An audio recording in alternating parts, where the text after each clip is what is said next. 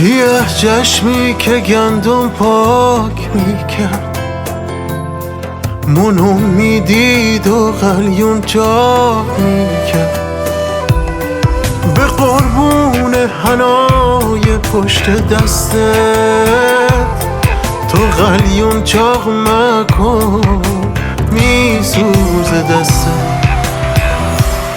سرام درد میکنه سربند بیاری، طبیب از ملک اسکندر بیاری، طبیب از ملک اسکندر. نخواه خبر از خونه دلبر بیاری.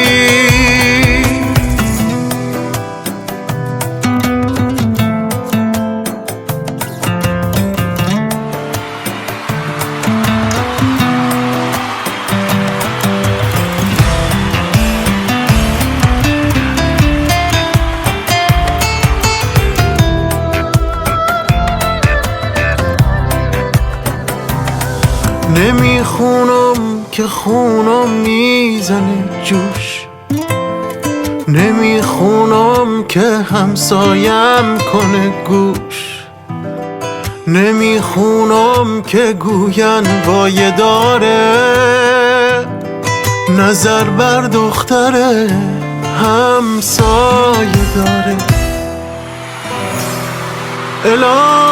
الهی مادر پیره نمیره، عروسی ما دوتا هم سر بگیره. نمیشه وای نمیشه وای نمیشه، چه کنم این دل راضی نمیشه.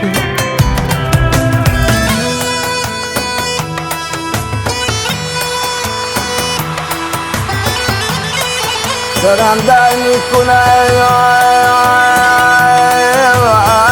سربندی آواری، طبیب از مال که کنده